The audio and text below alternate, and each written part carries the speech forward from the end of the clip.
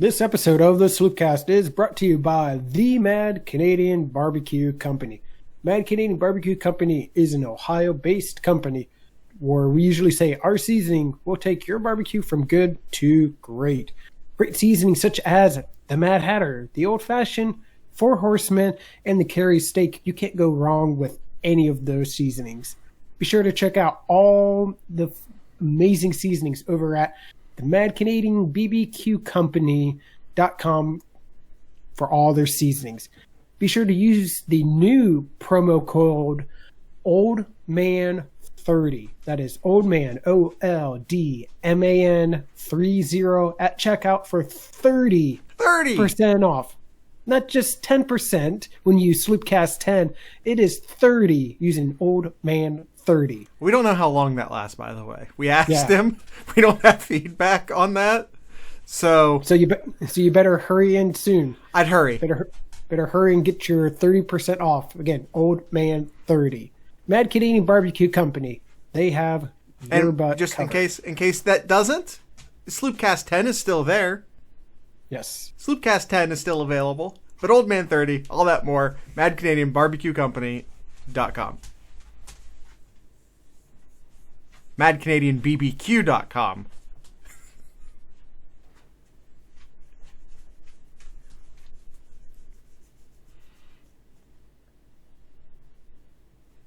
All right, YouTubers. This is where you and I get to do a little chat. This is where the podcasters, just the podcast audio-only listeners, listen. And this is where you and I get to have a little chat as the podcast-only folk. We're doing something a little weird today. Be forewarned. Better drink up, Jared. I don't have any alcohol on me right now. I'm a little dehydrated. All right. I might drink if I were like you and I got to just like be done once it was done. But I have editing and stuff to do, so. All right, let's do this. We've got barbecue back here. You're all invited. Welcome to the Sloopcast. How are you doing today, Kyle? Do you have to ask that? No. You have to ask that. No. Yeah, what's changed since we recorded last, Kyle? Everything? Well, first the season was canceled. And then it wasn't. And then it was. But no, guys, it's not canceled. It's postponed. And I don't know. I mean, you've all heard and read a lot of people's opinions. And if you follow me on Twitter, I've been throwing my opinions out there about what has happened and why it doesn't make sense and why the spring season doesn't make sense and maybe why the January season could make sense, but also still might not make sense. And I feel like you guys have been inundated with a lot of that over the past week. And I don't know what new there is to add to it. Except to fix everything from the ground up, which is what we're going to do today. Yes. We're going to fix it all.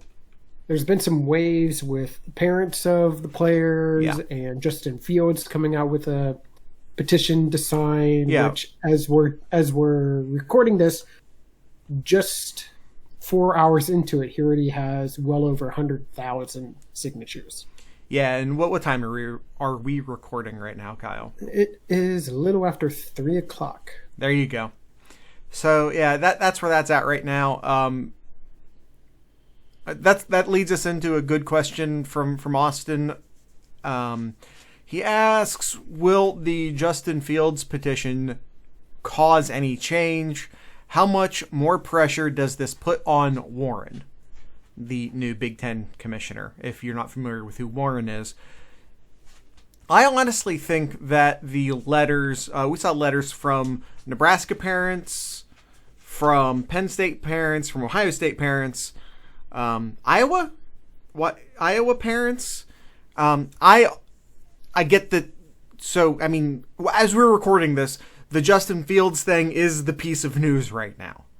So that feels really, really big right now. And because it's a petition that's snowballing, it's growing just tremendously right now. It's just bigger and bigger and bigger and bigger, and it feels like a really big thing. And I'm not saying that it's not a big thing, but if you're talking about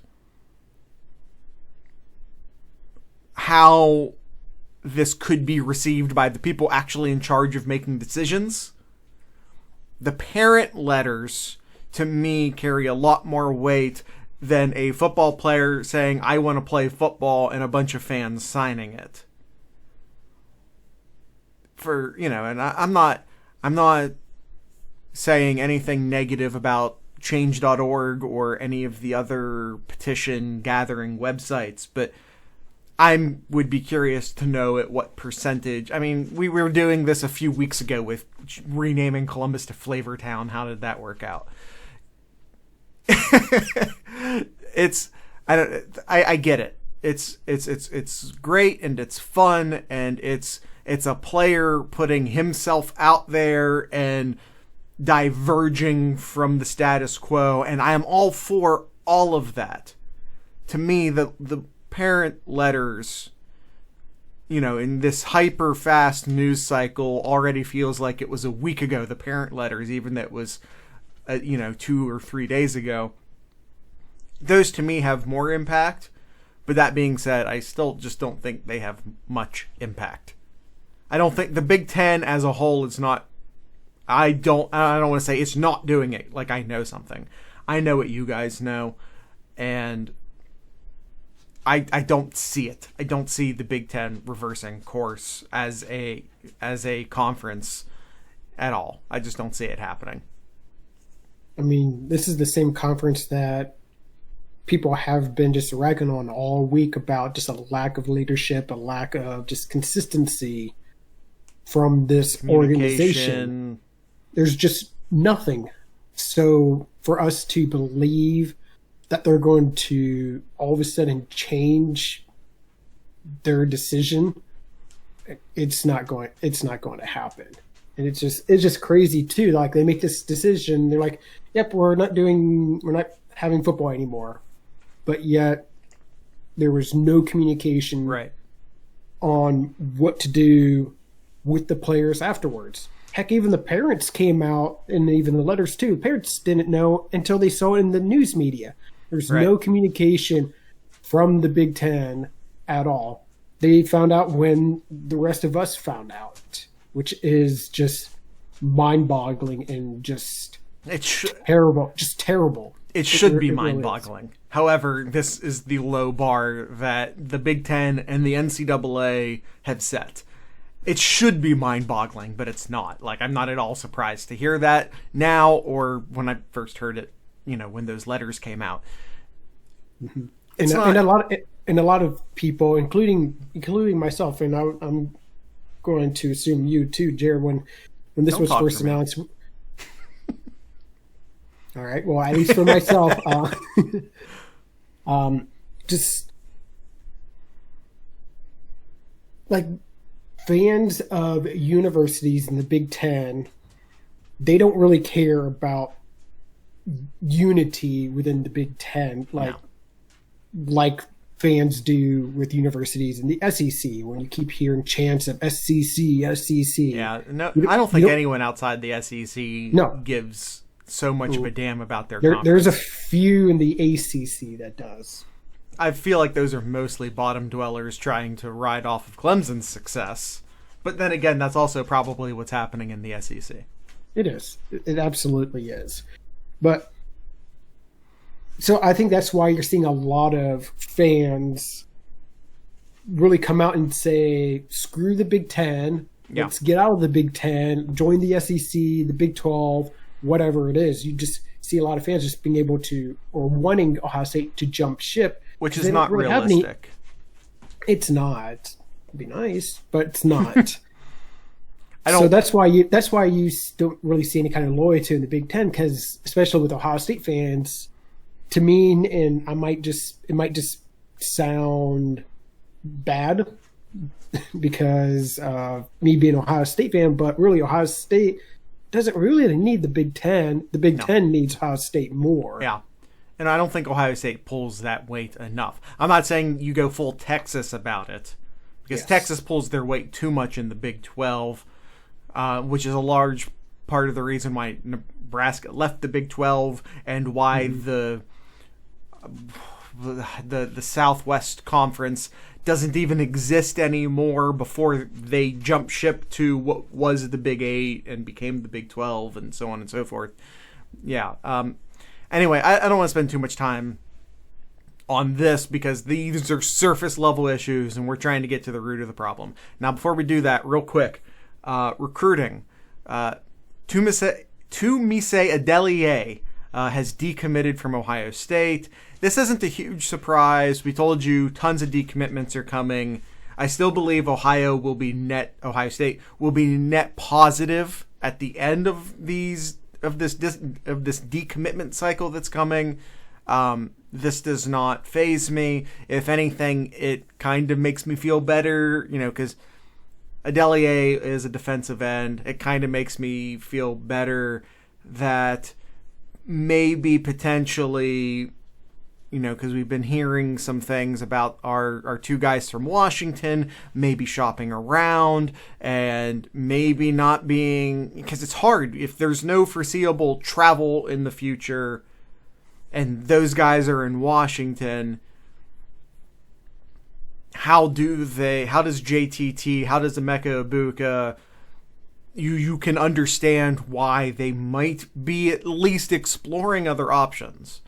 But maybe Adelier leaving might bolster the possibility. Why did Adelier leave? We don't really have an explanation on that. Maybe something's happening with JTT. And I don't know anything that you guys don't know on that, but that's just sort of me reading tea leaves. That's all we can do at this point. Yeah. Evan Pryor and Jack Sawyer are both foregoing their senior years of football to be prepared to enroll early. You have to think that there's talk that the early enrollees might be able to participate if there is a spring season, which I'm not holding out any hope for that. Again, maybe if it's January and not a spring season, maybe if it's a winter season, and maybe if all 5 of the Power 5 conferences do it, then I might believe that a winter/spring season could actually happen. But until that happens, until all 5 conferences get on board, I'm not worried about it. And for the record, I don't believe that either of the 3 conferences currently holding out are going to play in September or October or any of that. I don't believe that's happening either, but that's besides the point. But I think there's talk that if there is an Ohio State spring season, winter season, that potentially that these early enrollees could participate in it somehow. And that might be why we're seeing Sawyer and Pryor and probably more players here coming up in the future who are going to really focus on enrolling early. And as potentially preparing for playing college football in the spring. Something to keep an eye on. All right, Kyle. Quick question from our... We don't have a nickname for Dinger yet, do we? No. We're not going to force one, but quick question from Dinger. He says, my thoughts are this. A, with Title IX and name, image, likeness rights are mutually exclusive and will require lots of hard work. B, university presidents actually like sharing... Don't. that apostrophe T was important. University presidents don't actually like sharing power with coaches and hate hard work. So, ask Sloopcast, did collegiate sports just end? Did collegiate sports just end? That sounds like a crazy question. I don't believe it is. And it might be By the way, the Mad Canadian Barbecue Company promo code goes till Friday. We just received input from the Mad Canadian himself. But I don't believe that is a crazy question. I have long predicted that a semi-pro model is in the future for the Big Ten, for college football as a whole. I need to get rid of that tile real quick.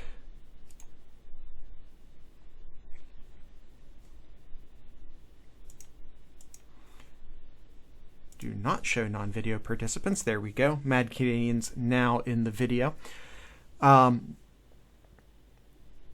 what was I saying? Yeah, collegiate football is going to have to make a move into some sort of semi-pro model eventually.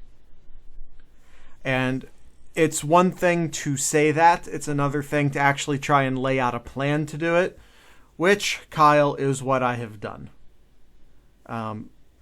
With Kyle's input and assistance, I have actually written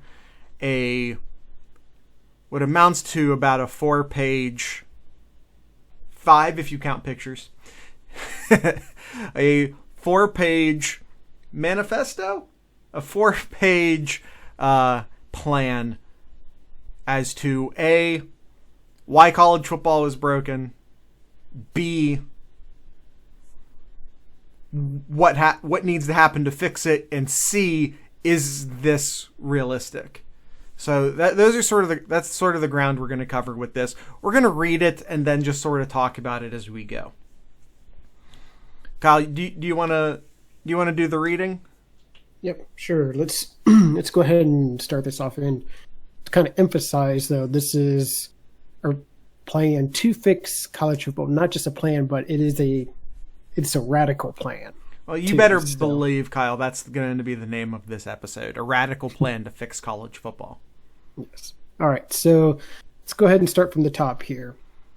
College football is broken. Yes. The playoff system is inconsistent and filed with bias. Increased revenue isn't being shared with the players. Strength of schedule varies widely between teams. The NCAA provides no leadership, and the conferences can't get on the same page.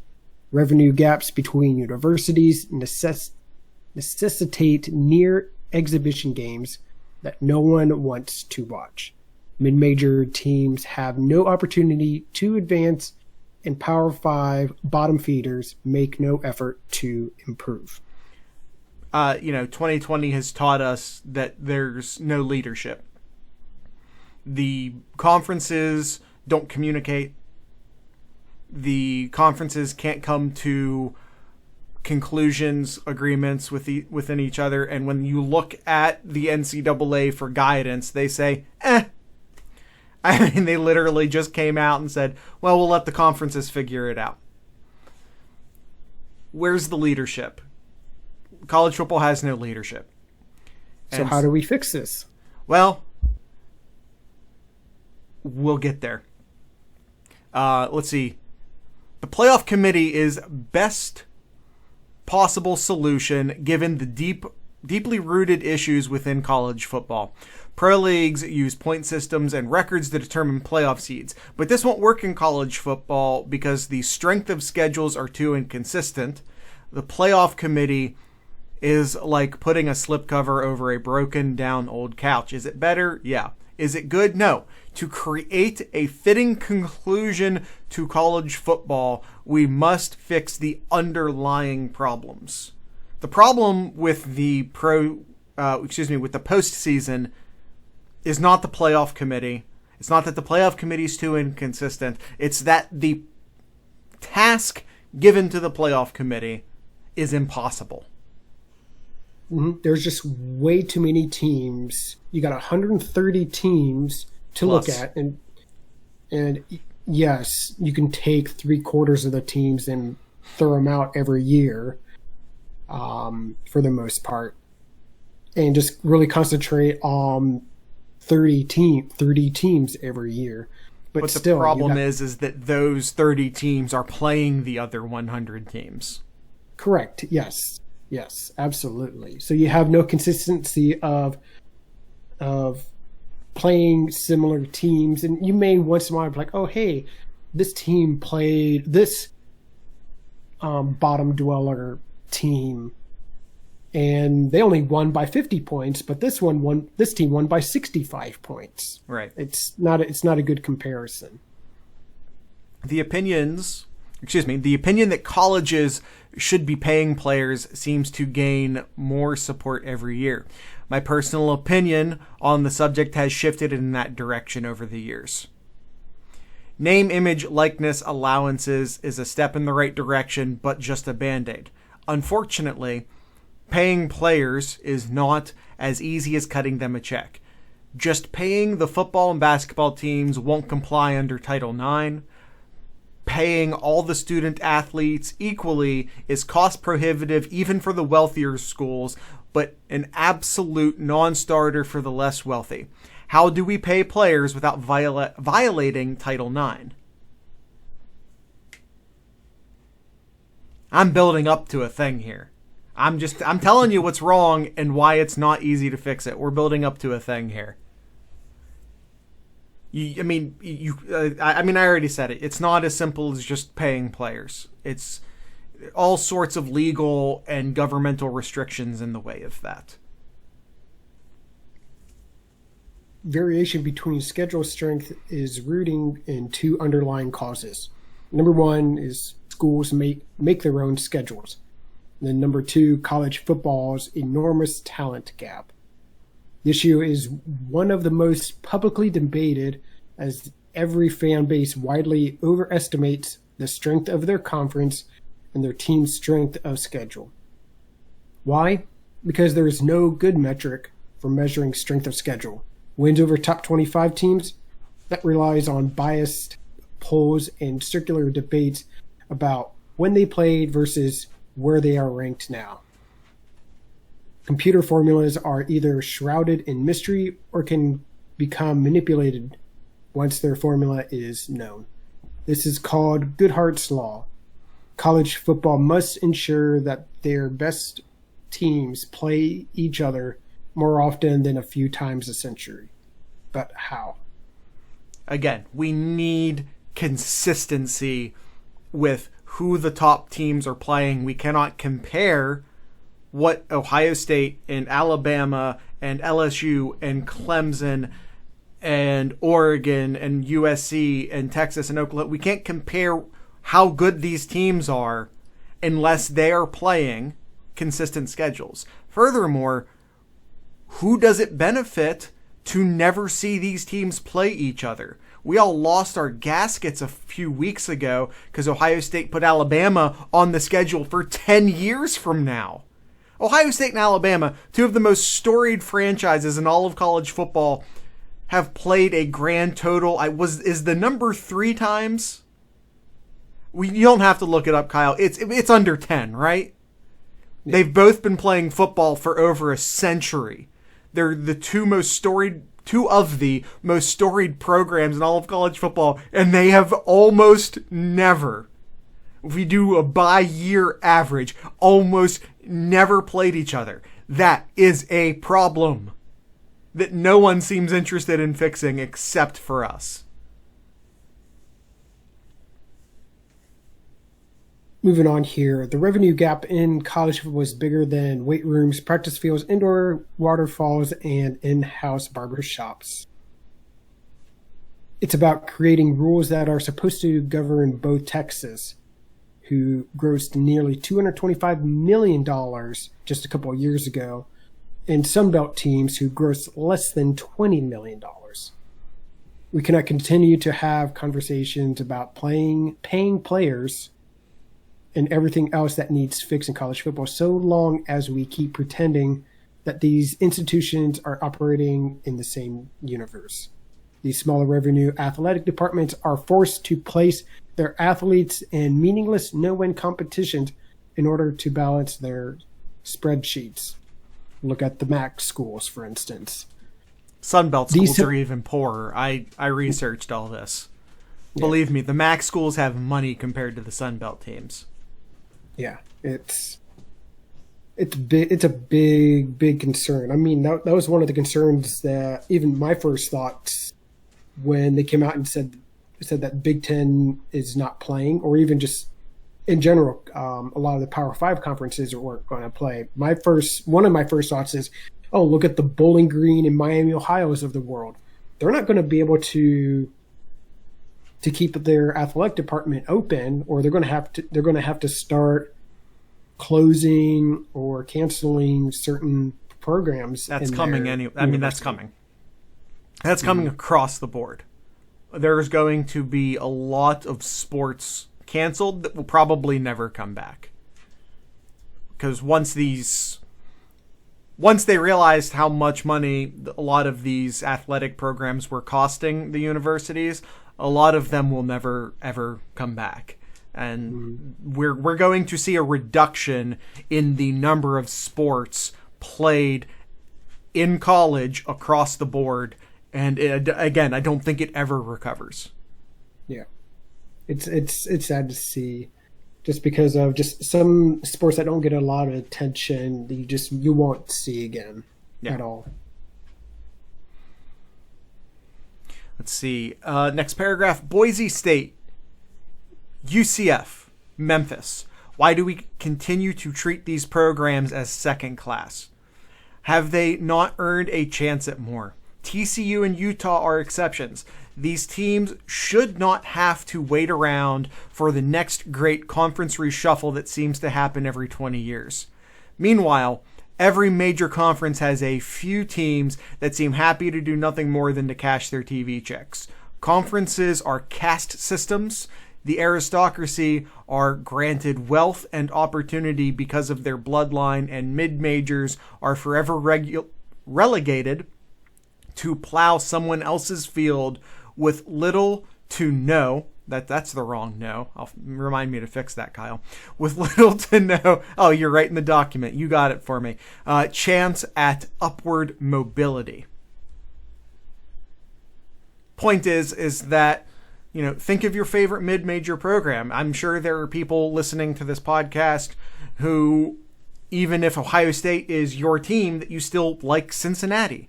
Does Cincinnati have they not earned an opportunity to participate, to at least get a chance at the amount of money that the big conferences earn that allow them to advance their program to maybe somehow, some way, someday compete for national championships?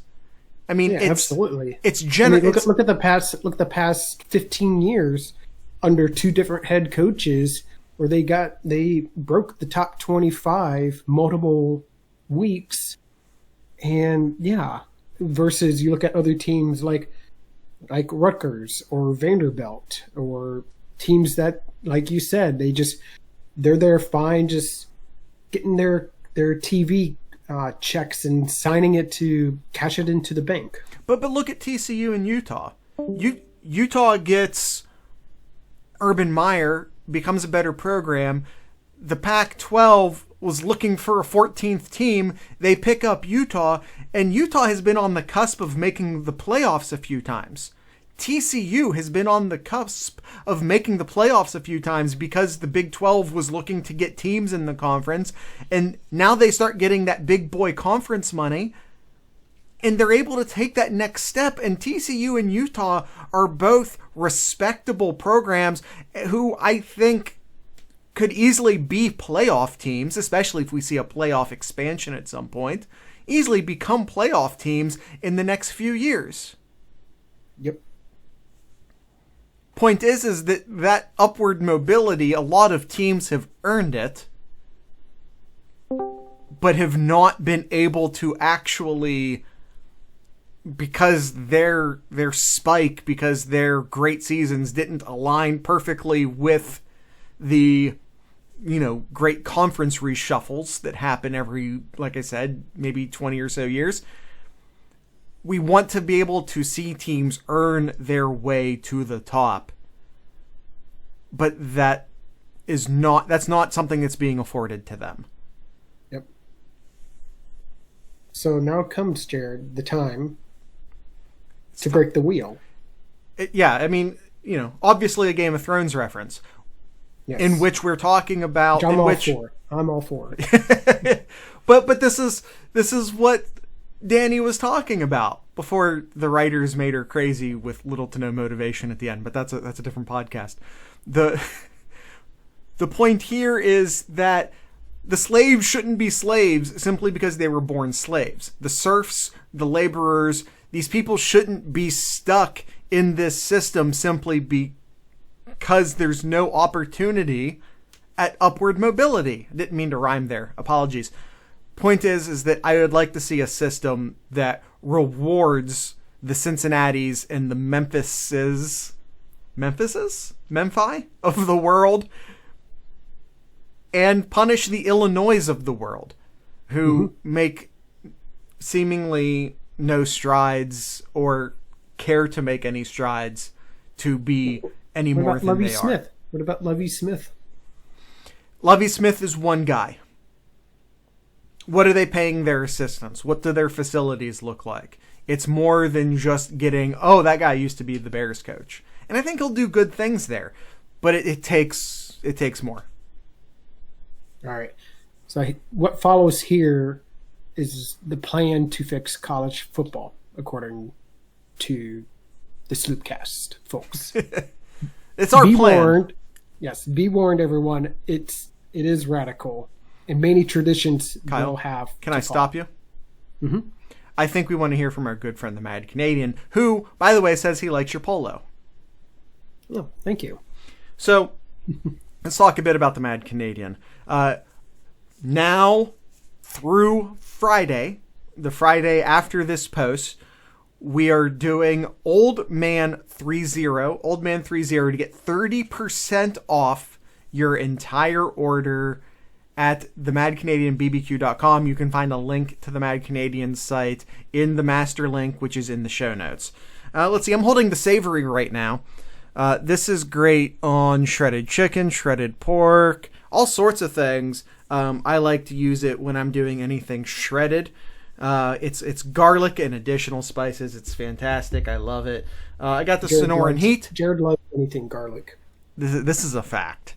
I've not met the phrase "too much garlic" is not in my playbook. That's the Sonoran Heat. This is one of your kick butt, do it all style seasonings. Not really sure. I'm not really sure what to put on this one. It's just sort of a chicken dish, but it's not really like a Mediterranean dish or an Italian. I'm not really sure what to do. I will just throw the Sonoran Heat on there.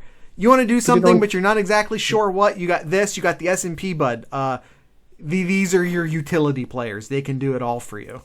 Yep, you could put it on chicken. You can put it on fish, or even give your burgers a nice little kick. Yeah, this one has Himalayan pink salt, chili powder, cumin, granulated garlic, black pepper, minced onion, paprika, and additional spices. I also love cumin. Kyle's like, oh, Jared loves his garlic. And I do. He's not wrong. But I love cumin too. Got the coffee in Q. That's got coffee in it. It's coffee and it's barbecue, and I like it. In case you want to, what I'm thinking for this one, and I haven't tried it yet, but I think I just thought of this, and I'm going to do it now. Steak and eggs. I feel like that's a winner. I feel like that's a steak and egg seasoning right there. You can find out for yourself by picking up that bottle or all of the bottles. And by the way, I happen to know for a fact there's some new ones in the lab coming up, but I can't say anything yet. Can't say it yet. There's more coming. But for what's available right now, for this week only, the sale ends on Friday. I think it's because it's someone's birthday. Mad Canadian's birthday. Everyone wish Mad Canadian a birthday. You can get all of this and more. Old Man 30 at checkout. Old Man 30 at checkout. The Mad Canadian Barbecue Company, they have your butts covered. All right, Kyle. Now. Time to break the wheel? It's time to break the wheel. What follows is my plan to fix college football. Be warned, it's radical, and many traditions will die. This is a complete destruction of what is to build what should be. Is this realistic? From a practical standpoint, I believe that it is. Would the influential institutions actually implement this plan, or even one like it? Likely not. College football romanticizes tradition and hates change. This is why we are, and have been, robbed of meaningful postseasons. Radical overhauls are not in the college football playbook. But it would take only a relative few of the nation's most powerful programs to light this fuse. Below is our 4-step plan to fix college football. Number one. You go right ahead. Number 1, each university transitions their football program into a private corporation that is wholly owned by the university themselves, but is legally separate entity. Whoa, okay. We'll just have to go forward with that. A bit of a lighting change. Lost my train of thought. Getting back on track. Yeah, I don't want to talk about my private life too much, but I'll say this. I work in my real life. I work for a company that is a non-profit company that does wholly own a few for-profit companies. This is legal. This is common practice. It's totally within the realm of possibilities that would allow these universities to spin off their football programs, potentially their entire athletic departments, but that's not a distinction I want to get lost in right now, into a corporate entity that they wholly own, but is its own legal entity. Number 2, leave the NCAA, but only football. We're maybe more, but for the sake of this conversation, we're sticking to football. Yep. And number 3, all conferences would be dissolved for football only. That is correct. And then number 4, in football, it would form a multi-league semi-pro association. This is where the magic happens. You leave the college football restriction, whether it be legal restrictions such as Title IX, whether it be financial restrictions, university restrictions in trying to keep up this image of being fair and equal and all of these things that institutions like to try to pretend to be. Instead, we need to move into a private corporation that acknowledges that, yes, the football players generate more money, and the basketball players. That depends upon the university, obviously, but we're focused on football right now. They earn more money, therefore they get more money. Period.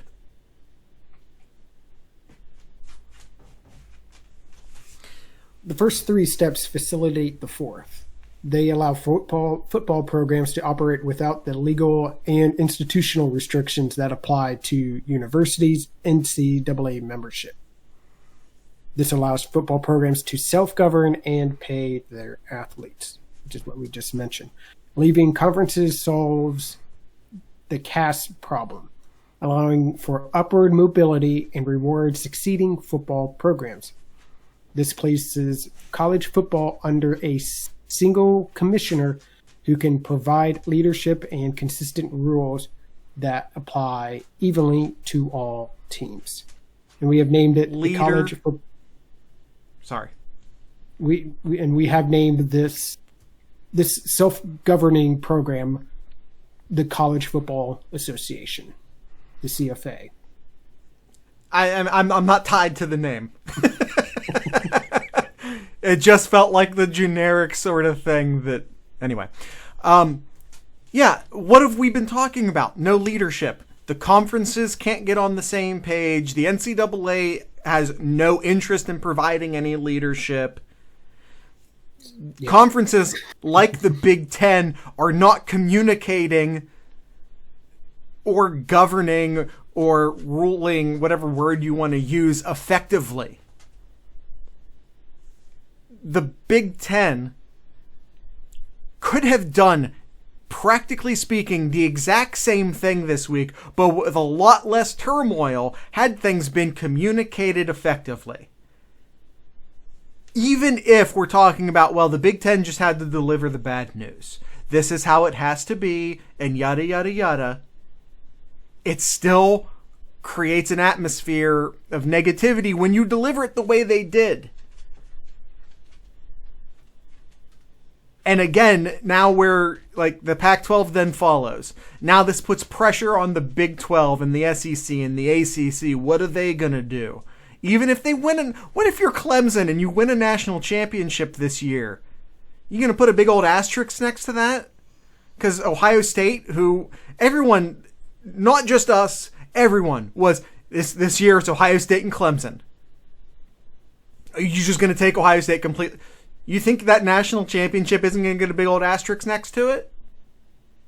That's not fair to Clemson. Even if everyone who's currently saying they're going to play plays, that national championship is going to carry a lot less meaning. Yeah. Point is that we need leadership, and we need to fall under a single organization. Mm-hmm. Now the question, Jared, how do we reward successful programs? And how do we create legitimate postseason? And how do we create schedules that are consistent and competitive? Well, under our system here on how to fix college football, create a new system of multiple leagues under one governing body. This model will look very familiar to anybody who watches English football leagues, even Spanish football leagues. This is the common sports model across European sports, even through hockey and basketball. This is a well-tested model. I'm not trying to completely reinvent the wheel, even if this feels foreign, and it is foreign. But even if this feels foreign to someone, and I feel like most people do, I didn't even start paying attention to, European soccer, football, whatever you want to call it, until somewhat recently. So I'm not trying to be like, for those of you who don't, I'm not trying to do that. Because again, this is relatively new to me as well. Point is that this is not new. This is how most sports organizations work in Europe. It might feel foreign, but it's a well-tested system. And it works. It does work. It does, yes. So we have modeled a 5-league system. This could prove to be too many, but we've worked under the assumption that there would be a part of the lower league instead of being left behind in a post-apocalyptic wasteland of college football. First league, and again, this is just all something that Jared and I and others in our the Discord had some input. Our sloop cats. Yes. have assisted on naming too. So the first league, we'll call it the top, the cream of the top here. We call it the Champions League. I know some don't like it being called champions and all that, but you know what? It really should be, because that's ultimately where you're going to find and name the national champion. So this league would consist of 24 of the best teams in college football. 24 teams, and having a 12-game schedule means that every team gets to play half of the league. So then right there, Jared, you would have similar schedules. You would have similar opponents, not all the time, but you would have similar opponents to be able to really tell how a team performs and how well they actually are, instead of trying to determine, oh, well, we played Troy and we beat them by 40, but we beat them by 55 and we had 200 more yards. Finish the paragraph, then we'll talk about it. All right. Each team may have one protected game to preserve rivalries. However, there will be no interleague play, meaning Tier 1 won't play Tier 2, etc., etc. An 8-team playoff will be seeded based on winning percentage and a list of predetermined tiebreakers similar to the NFL system. Point is that even if the schedules aren't 100% even, like in the NFL, the schedules are not 100% even. But no more can you say, you didn't play nobody, Paul. Because what if the absolute worst team you play, I mean absolute bottom rung worst team you play all year, is Oklahoma State? What if the absolute worst team you play all year is Texas? Absolute worst team you play all year is Boise. NFL schedules aren't exactly even. But they are even enough that the NFL can simply say, oh, you went 11-4, 11-5. You went 11-5, and that's good enough for the second seed in the playoff, and you went 12-4, and that means you get the first seed in the playoff, and the third seed, well, we have a tiebreaker system because you both went 10-6. They're even enough that we can rely on simply saying, this is your record, this is your seed. That's a ridiculous system in the current college football model. Mm-hmm. Because that just encourages teams to play the Troys and the... I don't want to keep crapping on teams, but this allows for a pro-style playoff system to be enacted. Yep.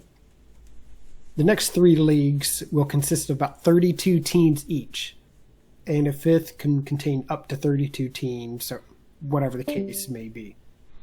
All will play a 12-game season and use the same playoff module as the champion model as the Champions League, and crown a champion in their league then as well.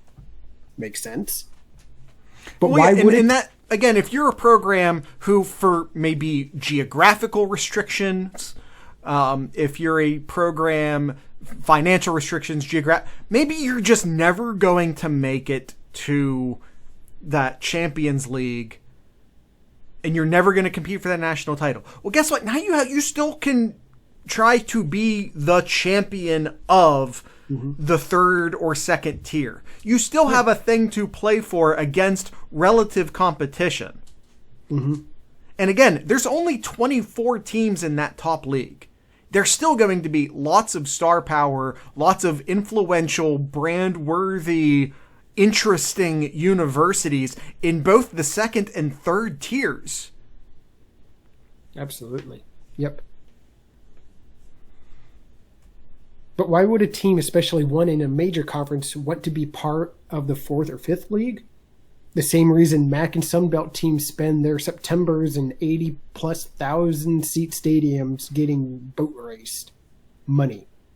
If the nation's top 15 or 20 football programs leave the NCAA for this new league, less valuable teams will be forced to make a choice. Either join the association or be left behind in whatever's left in college football. Point is that if the big dogs go away, you have to follow. Mm-hmm. You got to go where the money's at. If Ohio State and Penn State and Michigan and Nebraska, if these teams leave the Big Ten, what's left of the Big Ten? So what are you going to do? You're going to play for fictional national titles in whatever's left of college football with TV contracts that just became null and void with no star power? Or are you going to participate in this new league? Mm-hmm. You don't need to get all 130 plus teams on board. You really only need to get the top 15 or 20 teams on board. And at that point, the other programs really just don't have a choice but to join up. Or they just become irrelevant because they're not a part of the new thing. Mm-hmm. And also financially, they have to. Because if you're not a part of the new thing, where's your money coming from? The MAC schools and the Sunbelt schools play in these games that they have no chance at winning because financially speaking, that's what has to happen to allow their athletic departments to run. Well, why would Illinois, why would Indiana agree to be a part of the third tier of this new football league? Well, I don't know if they have much choice in the matter. Yep. Teams in higher leagues will receive a higher cut in TV profits, but there will be plenty of money to share. This new College Football Association would own the TV rights for all of its members, giving it exclusive ownership for all major college football TV rights for potentially up to 152 teams playing up to 76 games a week. Join up or be left behind. Mm-hmm. But what about upward mobility? This is where what happens overseas here. This is the European model. Yep. 2 words: promotion and relegation. Anybody who follows football/soccer would understand this.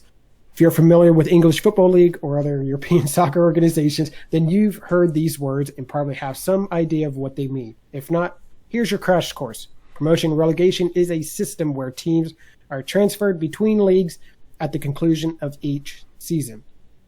Best teams from a lower league are promoted to the next league up, replacing the worst teams from that higher level. The English Football League, for example, promotes and regulates the 3 best and worst teams from each league.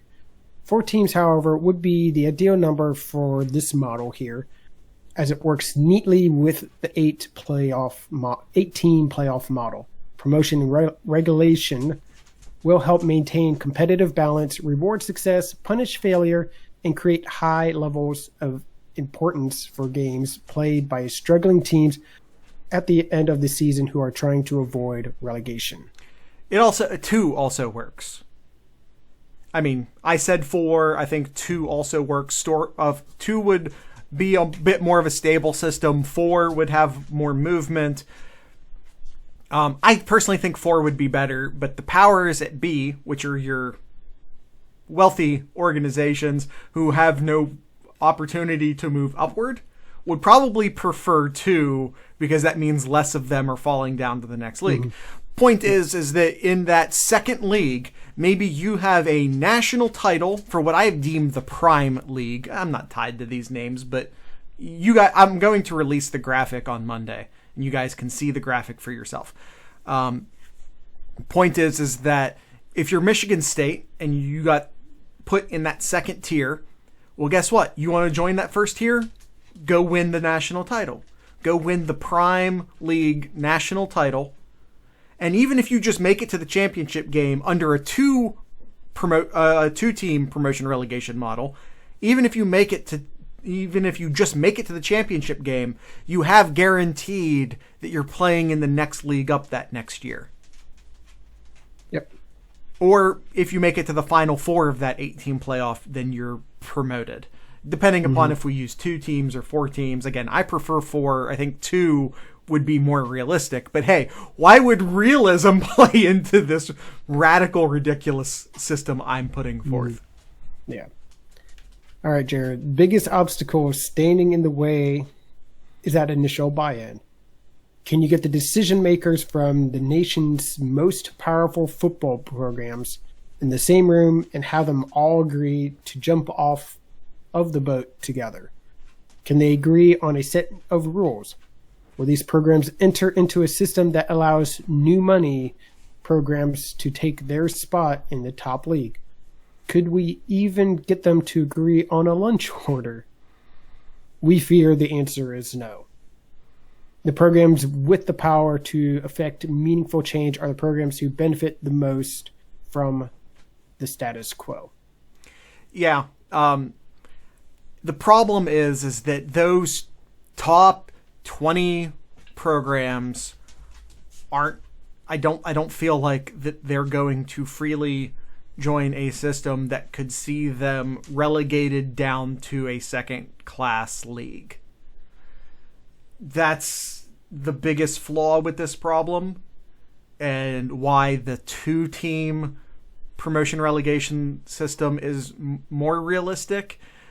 But imagine Texas, who I think is by win-loss record over the last 10 years, which is how if you're saying to yourself, how do you decide what teams are in what leagues? I mapped it out. I have 140 some teams on a graphic where I've put them into tiers. Again, with the help of Kyle and our Discord, sort of shifted them around. The basis I used was win-loss percentage over the last 10 years. That was the basic model, and then I made a lot of adjustments. One of the biggest adjustments I made was putting Texas in that Champions League, where by pure record standpoints, they did not deserve to be. But, again, you can't not invite Texas to this meeting, and you can't get Texas to buy into this meeting, or into this system, unless you are at least starting them in the Champions League. Mm-hmm. Yep. The idea, however, is that after a few seasons, this system balances itself. That's why this system works. Even if Texas doesn't deserve to be in the Champions League, they won't be anymore. Which is also why the Texases of the world probably won't agree to it. Yes. The problem with this system is that it is too fair. And that does not benefit some of these historically relevant programs who are currently struggling. Texas, yep. USC, among others. Mm-hmm. All right, let's finish this plan here, Jared. Yeah. While we do believe college football must make the move into some sort of semi-pro model, eventually I fear it will be a locked system. Look at every American sports organization currently. Yeah, we have just promotion and relegation, which is, the European model, and then the locked system, which is your North American model. These are your Major League Baseball teams. These are your minor league baseball teams. And it doesn't change no matter how good the Columbus Clippers are. They can never win a title and move up into the major leagues. Now imagine that they could. Wouldn't that be fun? Yes. This will leave too many great universities out because a league can only accommodate so many teams. I fear they will continue to utilize bowls and conferences because college football has never met a round hole they weren't willing to jam a square peg into. Our proposed model would work. It's been demonstrated and tested in Europe for decades. However, it's also been demonstrated for decades that it takes a literal act of Congress to force change onto college football. The wheel is too powerful. Change is too scary. College football may indeed be too broken. The system would work. I know that again, Europe's done it for decades. This system would work. But the people in power would have to agree to a system that could relegate them if they struggle. Mm-hmm. And I'm pessimistic that they would do that. That is the biggest flaw with this problem, is that it is not, I fear, realistic. In that I don't think the teams that we would need to buy in would buy in. That's the problem. Yeah. There's just going to be, that's the initial part. That's what's going to prevent anything from happening. It's just the too powerful is unwilling to give up to their do power. Any kind of change. Yep. The powerful don't want to let go of their power. Unless they're Ohio State, then they're completely willing to let Maryland and Rutgers tell them that they're not allowed to have football. Well, not just that, but even the Rutgers and the Marylands also, where they don't want to give up what they have now because they're getting a lot of money for not. The Maryland and Rutgers won't have a choice. They can either exist in what is left of college football after all the big programs leave, which they might do, which is why I said the 5 leagues might be too many. I worked under the assumption that a bunch of teams would want in on this. maybe that's not the case. And a lot of that has to do with how much money because let's face facts, the Champions League and even the Prime League, which again carries a lot of incredibly popular big money schools, because I limited that initial league to only 24 teams. That's what's going to turn on television sets. This system works because the teams that are making the money have to share some money with the lower tier teams, which they already do right now. Ohio State shares money with Buffalo when they invite them to come into the university on a random September Saturday and beat the living crap out of them. That's them sharing money with Buffalo. This is just sharing money with Bowling Green and Buffalo in a different manner that also allows Ohio State's schedule could be Week 1, Clemson. Week 2, Alabama, Georgia, Wisconsin, Notre Dame, Penn State, Texas A&M, Florida, Michigan, Oklahoma. I already said it. No, I didn't. Oklahoma, LSU, Boise State. That could be Ohio State's schedule. And everyone else is playing a schedule of similar strength. And I think that's the You think you're going to still have trouble selling tickets? Oh no one wants to come see Ohio State play Bowling Green. Well, here's your problem with fixing people actually wanting to come to games. And that's the key thing too that I really like about this here is what you said. You're playing teams of similar strength. Yes. I mean, you can look at some of these and like, oh, look here. In the third league here, why, like, you would have like Arkansas versus Indiana. As of right now, yeah, they'd be very similar. Or even if you want to go down even further. But I like that I even have teams like in that third league that you're talking about, Georgia Southern, who was an FCS school just not that long ago. But by win-loss, this is where they deserve to be. You know, but then they also get to play, I think that's Troy and Temple, UCLA, which, by the way, is where they deserve to be. Point is that if you are in a league, I didn't put, except for Boise, who I think is maybe the only school who's done it somewhat consistently for a long time, there were a lot of teams who deserved to be in that initial top 24, 26 teams who I didn't put, based purely on win-loss, who I didn't put in there. I think Ohio, the Bobcats, have had an amazing win-loss record over the past 10 years. I wasn't going to put, you have to take into consideration strength of schedule. I wasn't going to put Ohio in the Champions League. It wasn't going to happen. And there were a few group of 5 teams who pure win-loss probably deserve to be in that Champions League, but I put all those guys in the Prime League. And after a year or 2 or 3, they can earn their way in to that Champions League. You know what's really great about this? Theoretically, you're going to rarely, and I mean rarely, have a team go undefeated every year. Oh, almost never. With this level of competition in and out, almost never. Yeah. It's going to be basically like the NFL. Yeah, so I mean, essentially, like, we're worried about college football right now. It's like, oh, you can't even have, depending on your schedule, you can't even have one loss. Like Clemson, we talked about Clemson all last year. Clemson can't afford a loss, or so they're not in the playoffs because of their schedule and all that. And we've said that a couple of times, too, with Ohio State. They had the one terrible loss in Purdue. Other than that one game against Purdue a few years ago, Ohio State looked great for the most part. This would help eliminate a lot of that. So you can have a slip-up, maybe 2, during the season. Kyle, it's an 8-team playoff, and it's a 24-team league. Yeah. A third of the teams, have 2 slip-ups. a third of the teams will make the playoff. Yeah.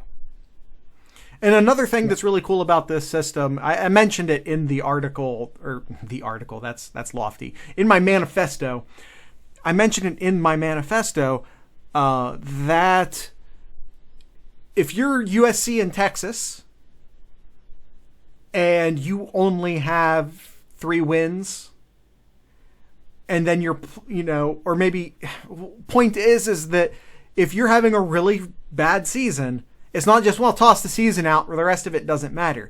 No, those last few games really, really matter because now you're trying to avoid that relegation. It creates interest not just at the top of the league, but at the bottom of the league.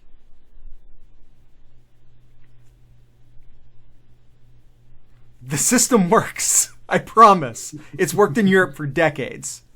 And I don't know how you form a which I think college football eventually, maybe it takes 10 years, maybe it takes 15 years. Eventually, college football must move into some sort of semi-pro organization. And I just don't know how you take all 5 Power 5 conferences and take all of those teams and put them all in the same semi-pro league and build some sort of locked system around it. Yep. And then you're just going to leave out Memphis and Boise and Cincinnati and all of these really good mid-major teams and just say, screw you guys, you can't be a part of our semi-pro league? How many teams can be a part of a league and have it be sustainable? This is how you manage having over 100 teams in a semi-pro league. This is how you do it. It's been modeled. We know this. It works. Will the powers that be actually do anything like this? I think they'd essentially have to be forced. Yeah. Yep. Absolutely. But it works. It really all starts essentially kind of like what we're seeing right here. From the players and the parents and the coaches from these universities. That's where this would all start. This would take an actual act of Congress or I think a huge lawsuit of some sort. I don't see, as great as I think this system would work, I don't see the powers in college football agreeing to it without somehow being forced into it. Yep. The system would work. I promise you the system would work. Mm-hmm. I just don't know how we convince the teams to buy in. Yep. All right, Kyle, let's super duper do some quick Sloopcast questions. Okay. Super duper. Yep, super duper quick. Suncard asks, as IT people, which Kyle and I are, how do you feel about screen time for children? I would say not all screen time is created equal. Not all television is created equal. Not all time on a phone or iPad is created equal. Your child watching Mr. Rogers or Sesame Street is not the same thing as your child watching Breaking Bad. You can't just put screen time under one umbrella. Yes.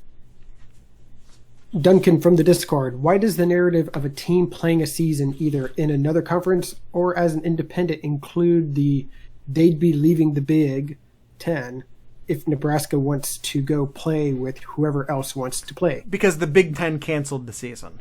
I think a lot of the times people are using the phrase leave the Big Ten as a shorthand of saying leave the Big Ten for this season. It's Twitter, or I don't think Duncan is a Twitter user, but that I think a lot of the people, whenever they use the phrase leave the Big Ten, there's an asterisk there that says for this season. Even if they aren't saying it, I think that's what most people are saying. Yep. Mm-hmm. Suncard, do you think we will ever hear about who would have been the starters had there been a fall season? There weren't camps. The coaches don't know who the starters would have been. There weren't spring camps. There weren't fall camps that were even in pads. There's no way of knowing who they would have been. There were tons of position battles that just didn't happen. Yep. Mad Canadian asks a couple questions here. Would the NFL be as accommodating about it if it's only the Pac-12 and Big Ten that move it? There's a lot of talk about the NFL pushing back the combine, pushing back the draft. If they can only go back so far, though. Yes, absolutely. But there's a lot of talk that the NFL might be open to doing that if college football has to be played in the winter and or spring. And so Mad Canadian's asking us, will they still be this accommodating if it's only the Big Ten and the Pac-12? And I don't think so. No, not when you have the Players Association and get involved to be way too messy. I do not think that the Big Ten and the Pac-12 play a winter-spring season. No, zero. Zero if the other conferences don't also do it. Mm-hmm. Unless all 5 conferences agree on January 1, we're starting the college football season, then it's not happening. Or maybe January 2. Right. One more question. Would you relive the 1999 season if it meant we had football this year? Yes. Sure. Football is football. Yes, football is football, man. Football is football. One more question from Duncan from the Discord. Dumbest part about the 2021 schedule: having to play the Gophers the week before the Ducks, another randomly selected back-to-back. What is he even referencing? Is he referencing a schedule that doesn't exist anymore? Maybe. You know what? Select back-to-back with Penn State in the team up north, or the rest week being before Rutgers. Dumbest part about the schedule. I would say probably back-to-back with Penn State and the team up north. That's always tough to do. Yeah, it's never easy. Yeah. Last question. He asks one more. Does this hurt the powerful teams because they lose a loaded year? Have no effect because #NextManUp, or because the strong will eat the weak in times of struggle?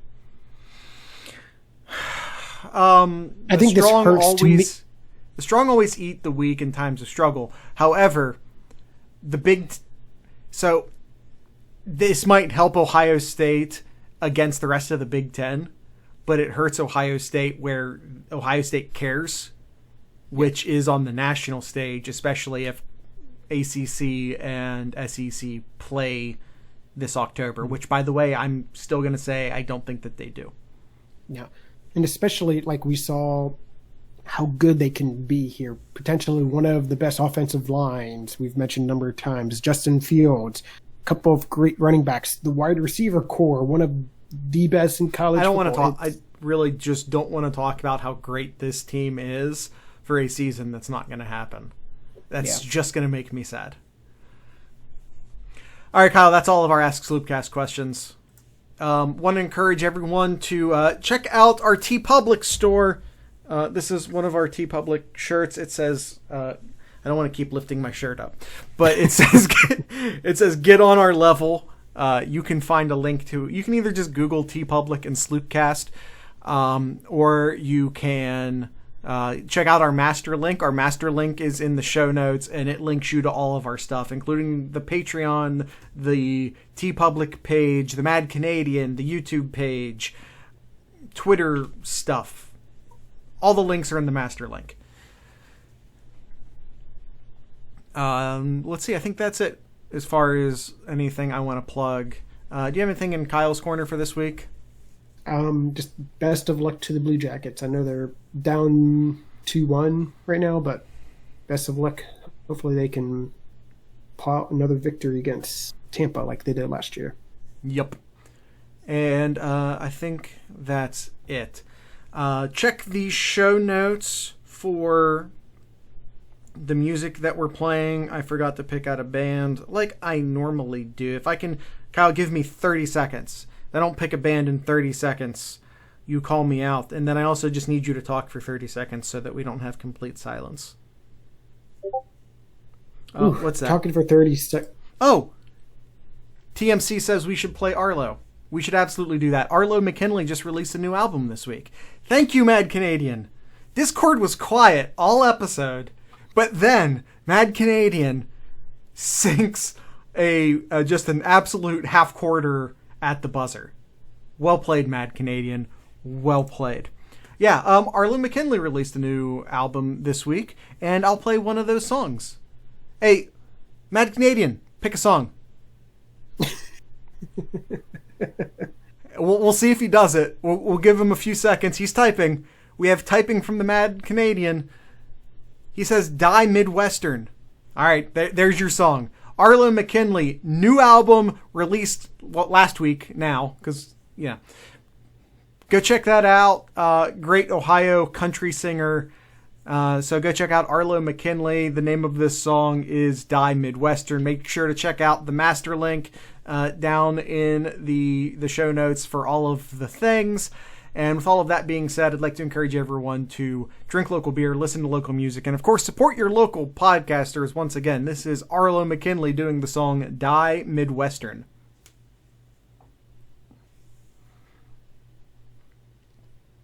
More private YouTube talk. How you doing, YouTube? This is a long episode. Oh, we've been doing long episodes. Last week was like, or maybe 2 weeks ago, was like a full hour and a half. We've been doing long episodes lately. It's fine. We'll be fine. Everything's fine. How you doing? How you doing, YouTube? But yeah, thank you. TMC says, but they're good. Well, hey, that. Yeah, we appreciate that.